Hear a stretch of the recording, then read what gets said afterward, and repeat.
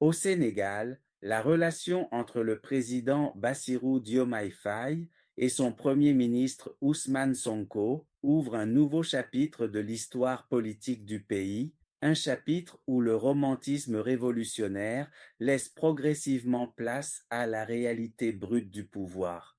Au départ, les deux hommes formaient un tandem fusionnel forgé dans l'adversité, façonné dans l'emprisonnement, sublimé par l'acharnement d'un système qui a tenté de les neutraliser. Les discours avaient été prononcés, les engagements affichés, la promesse de rupture martelée. Ousmane Sonko était devenu un symbole, un livre déjà écrit, rempli d'histoires, de blessures, de combats, de sacrifices. Bassirou Diomaye Faye, lui, représentait une page blanche, une figure nouvelle, presque inattendue, propulsée au cœur de l'État à la faveur d'une stratégie de survie politique.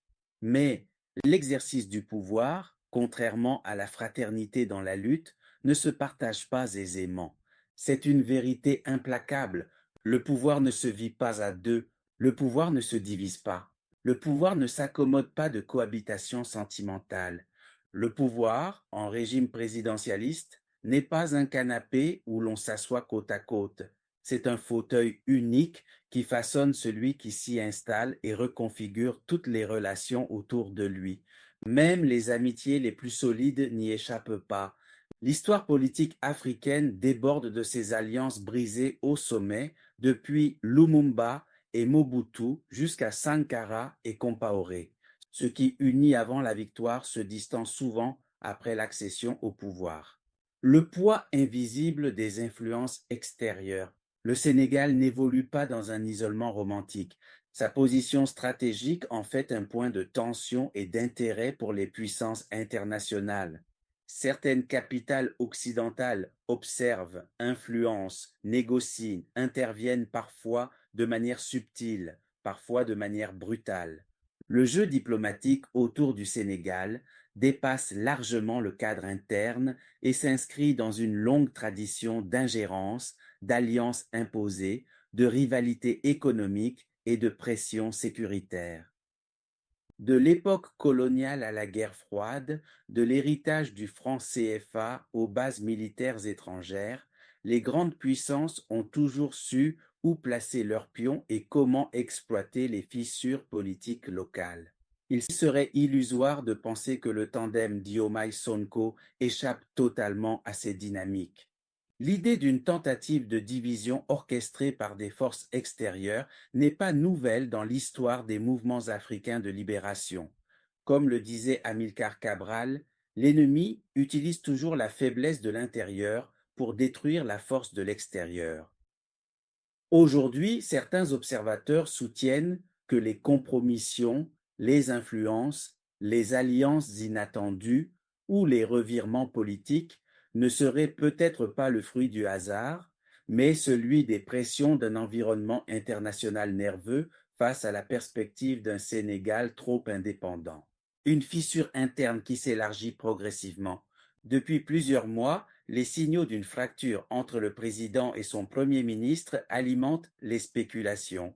Les divergences sur les nominations, les décisions inattendues, les prises de position contradictoires, les discours qui s'opposent subtilement, les clans qui émergent dans l'administration et au sein du PASTEF, tout cela alimente la chronique. La base militante, qui avait porté les deux hommes comme un seul corps politique, observe désormais avec inquiétude les premiers signes d'une déviation de trajectoire. Certains accusent Diomaye de s'éloigner du projet initial, de composer avec les forces traditionnelles, de donner des gages aux anciennes élites et aux partenaires internationaux.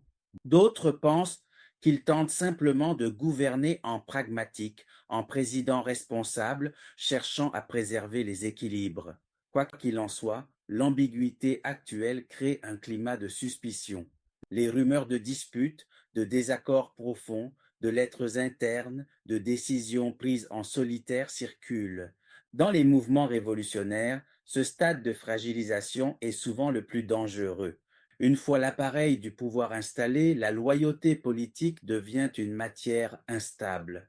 Les ambitions s'aiguisent, les réseaux ressurgissent, les vieilles rivalités revivent, les fidèles d'hier deviennent parfois les critiques d'aujourd'hui. La base militante prise de court. Le peuple sénégalais n'a pas seulement voté pour un homme, il a voté pour un projet, pour une rupture réelle, pour une nouvelle gouvernance, pour un symbolisme qui allait au-delà de la personne du candidat.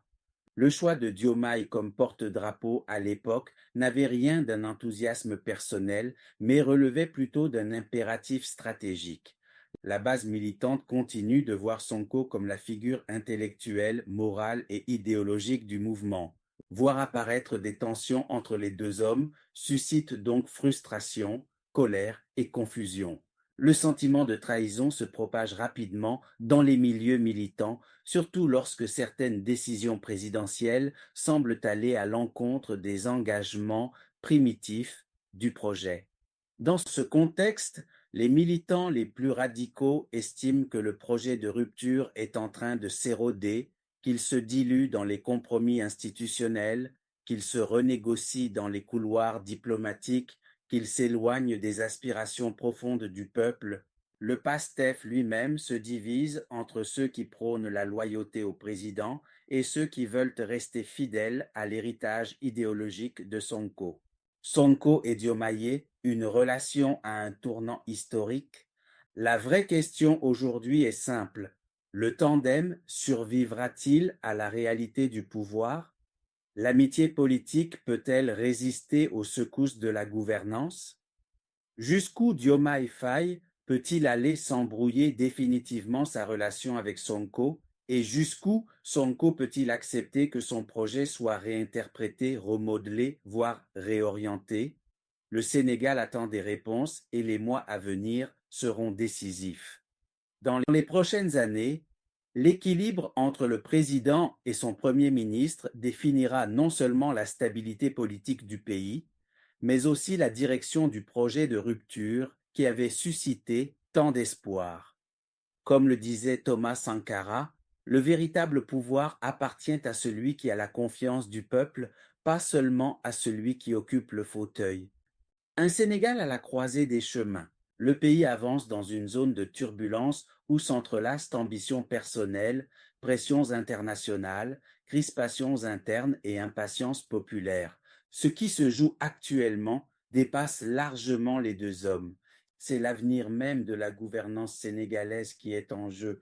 Le Sénégal doit choisir entre la consolidation d'un projet politique audacieux et le retour progressif à un système traditionnel, plus confortable pour les partenaires extérieurs, mais moins fidèle aux aspirations de la jeunesse qui a porté l'alternance. Le pouvoir révèle toujours la vérité des hommes. Il teste les convictions, il éprouve les amitiés, il expose les contradictions. Dans ce moment charnière, le Sénégal observe, analyse, s'inquiète, espère et se prépare peut-être à vivre l'une des plus grandes clarifications politiques de son histoire récente. Merci d'avoir suivi cette chronique politique jusqu'au bout. Maintenant, à vous la parole. Selon vous, quelle est la meilleure issue à cette crise pour préserver l'intérêt du Sénégal? Partagez votre analyse en commentaire, votre avis compte.